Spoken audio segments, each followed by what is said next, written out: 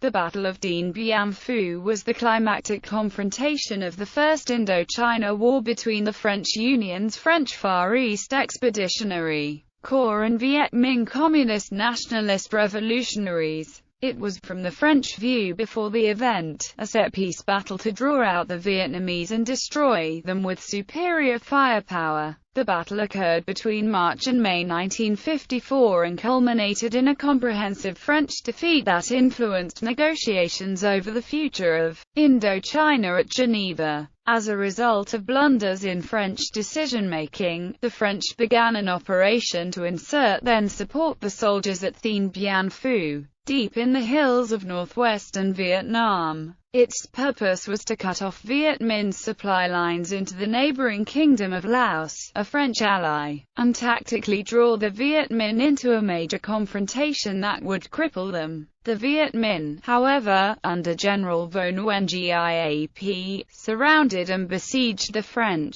who knew of the weapons but were unaware of the vast amounts of the Viet Minh's heavy artillery being brought in and their ability to move these weapons through difficult terrain up the rear slopes of the mountains surrounding the French positions, dig tunnels through the mountain, and place the artillery pieces overlooking the French encampment. This positioning of the artillery made it nearly impervious to counter-battery fire. When the Viet Minh opened fire with a massive bombardment from the artillery in March, after several days the French artillery commander, Charles Perroth, committed suicide in shame for being unprepared for and unable to structure any sort of counter-battery fire. The Viet Minh proceeded to occupy the highlands around Dien Bien Phu and bombard the French positions. Tenacious fighting on the ground ensued, a reminiscent of the trench warfare of World War I. The French repeatedly repulsed Viet Minh assaults on their positions. Supplies and reinforcements were delivered by air, though as the key French positions were overrun, the French perimeter contracted, and airy supply on which the French had placed their hopes became impossible, and as the anti-aircraft fire took its toll, fewer and fewer of those supplies reached them. The garrison was overrun after a 2-month siege and most French forces surrendered. A few escaped to Laos. The French government resigned and the new Prime Minister, the left-of-centre Pierre Mendès France, supported French withdrawal from Indochina. The war ended shortly after the Battle of Dien Bien Phu and the signing of the 1954 Geneva Accords. France agreed to withdraw its forces from all its colonies in French Indochina, while stipulating that Vietnam would be temporarily divided at the 17th parallel, with control of the north given to the Viet Minh as the Democratic Republic of Vietnam under Ho Chi Minh, and the south becoming the state of Vietnam nominally under Emperor Bao Thai, preventing Ho Chi Minh from gaining control of the entire country. The refusal of Ngo Dinh Diem to allow elections in 1956, as had been stipulated by the Geneva Conference, eventually led to the first phase of the Second Indochina War, better known as the Vietnam War. Background: military situation. By 1953, the First Indochina War was not going well for France. A succession of commanders, Philippe Leclerc de Hauteclerc, Jean-Étienne Valay, Roger Blazot, Marcel Carpentier, Jean de Latre de Tassigny, and Raoul Salan, had proven incapable of suppressing the Viet Minh insurrection. During their 1952–53 campaign, the Viet Minh had overrun vast swathes of Laos, a French ally and Vietnam's western neighbor, advancing as far as Luang Prabang and the Plain of Jars. The French were unable to slow the Viet Minh advance, and the Viet Minh fell back only after outrunning their always tenuous supply lines. In 1953, the French had begun to strengthen their defenses in the Hanoi Delta region to prepare for a series of offensives against Viet Minh's staging areas in northwest Vietnam. They had set up fortified towns and outposts in the area, including Lai Cha near the Chinese border to the north, Nha San to the west of Hanoi, and the Plain of Jars in northern Laos. In May 1953, French Premier René Mayer appointed Henry Navarre, a trusted colleague, to take command of French Union forces in Indochina. Mayer had given Navarre a single order, to create military conditions that would lead to an honorable political solution. According to military scholar Philip Davidson, on arrival, Navarre was shocked by what he found.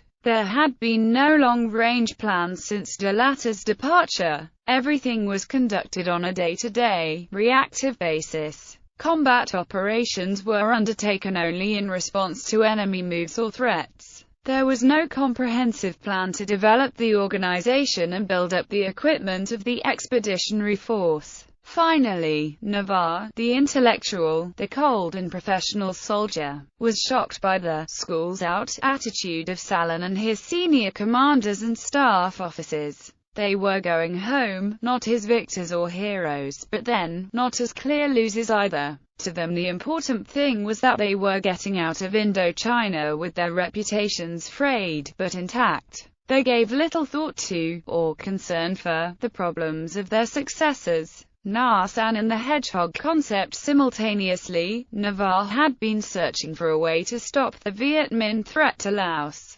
Colonel Louis Bertale, commander of Mobile Group 7 and Navarre's main planner, formulated the Arisen concept. The French army would establish a fortified airhead by airlifting soldiers adjacent to a key Viet Minh supply line to Laos. This would effectively cut off Viet Minh soldiers fighting in Laos and force them to withdraw. It was an attempt to interdict the enemy's rear area, to stop the flow of supplies and reinforcements, to establish a redoubt in the enemy's rear and disrupt his lines. The hedgehog concept was based on French experiences at the Battle of Nha San. In late November and early December 1952, GIAP attacked the French outpost at Nha San, which was essentially an air-land base, a fortified camp supplied only by air. GIAP's forces were beaten back repeatedly with very heavy losses. The French hoped that by repeating the strategy on a much larger scale, they would be able to lure GIAP into committing the bulk of his forces in a massed assault. This would enable superior French artillery, armor, and air support to decimate the exposed Viet Minh forces. The experience at Nha San convinced Navarre of the viability of the fortified airhead concept. French staff officers disastrously failed to treat seriously several crucial differences between Dien Bien Phu and Nha San. Firstly, at Nha San, the French commanded most of the high ground with overwhelming artillery support.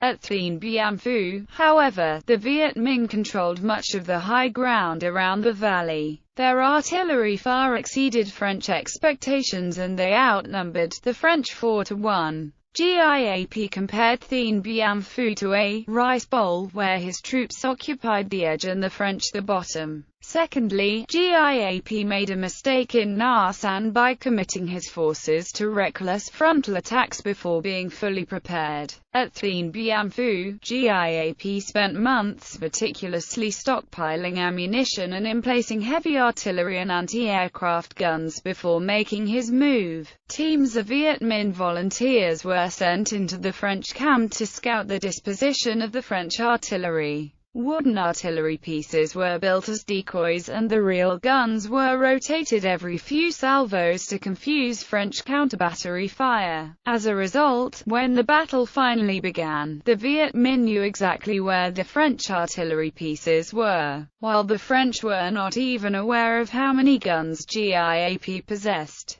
Thirdly, the aerial resupply lines at Nha San were never severed, despite Viet Minh anti-aircraft fire. At Dien Bien Phu, GIAP amassed anti-aircraft batteries that quickly shut down the runway, and made it extremely difficult and costly for the French to bring in reinforcements. Prelude. Lead up to Castor in June, Major General René Cogny, commander of the Tonkin Delta, proposed Dien Bien Phu, which had an old airstrip built by the Japanese during World War II, as a mooring point. In another misunderstanding, Cogny had envisioned a lightly defended point from which to launch raids. However, to Navarre, This meant a heavily fortified base capable of withstanding a siege. Navarre selected Dien Bien Phu for the location of Berthiel's hedgehog operation. When presented with the plan, every major subordinate officer protested.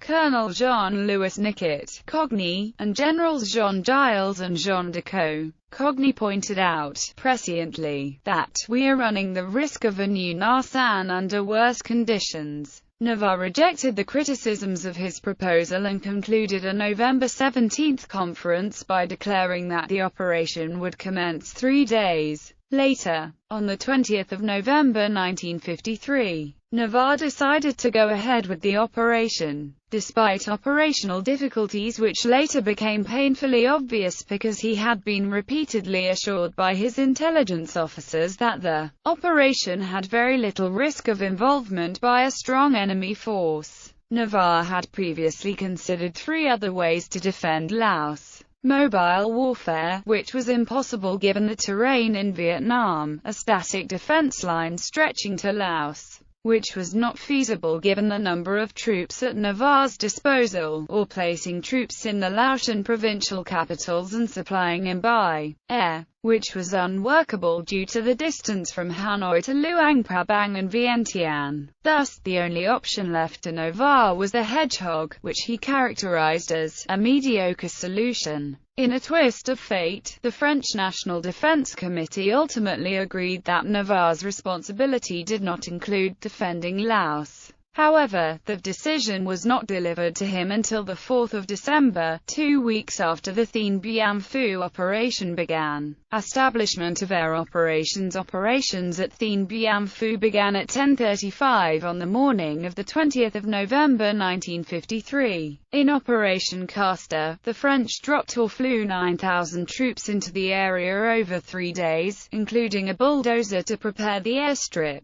They were landed at 3 drop zones: Natasha, Octavie, and Simone, at Dien Bien Phu. The Viet Minh Elite 148th Independent Infantry Regiment, headquartered at Dien Bien Phu, reacted instantly and effectively. 3 of their 4 battalions, however, were absent that day. Initial operations proceeded well for the French. By the end of November, 6 parachute battalions had been landed and the French were consolidating their positions. It was at this time that GIAP began his counter-moves. He had expected an attack, but could not foresee when or where it would occur. GIAP realized that, if pressed, the French would abandon Lai Chau province and fight a pitched battle at Dien Bien Phu. On 24 November, GIAP ordered the 148th Infantry Regiment and the 316th Division to attack Lai Chau, while the 308th, 312th,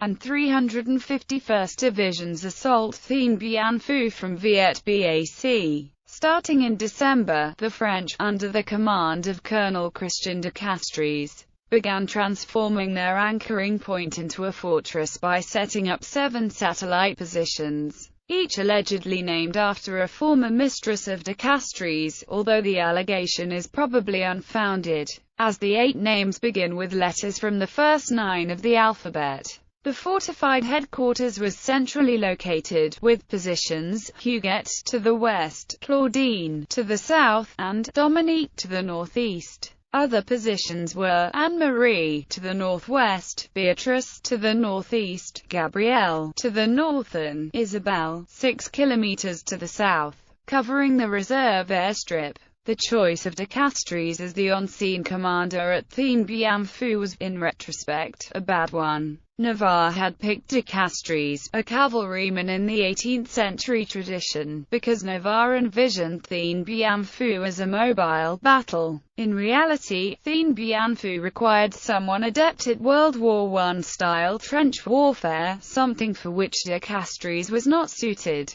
The arrival of the 316th Viet Minh Division prompted Cogny to order the evacuation of the Lai Chau garrison to Dien Bien Phu, exactly as GIAP had anticipated. En route, they were virtually annihilated by the Viet Minh. Of the 2,100 men who left Lai Chau on 9 December, only 185 made it to Dien Bien Phu on 22 December. The rest had been killed, captured or deserted. The Viet Minh troops now converged on Dien Bien Phu. The French had committed 10,800 troops, with more reinforcements totaling nearly 16,000 men, to the defense of a monsoon-affected valley surrounded by heavily wooded hills that had not been secured. Artillery as well as 10 M24 Chaffee light tanks and numerous aircraft were committed to the garrison. The garrison comprised French regular troops, foreign legionnaires, Algerian and Moroccan tirailleurs, and locally recruited Indo-Chinese infantry. All told, the Viet Minh had moved 50,000 regular troops into the hills surrounding the valley, totaling 5 divisions including the 351st Heavy Division, which was made up entirely of heavy artillery. Artillery and AA guns, which outnumbered the French artillery by about 4-1, were moved into positions overlooking the valley. The French came under direct and sporadic Viet Minh artillery fire for the first time on 31 January 1954, and patrols encountered the Viet Minh in all directions. The French were now surrounded.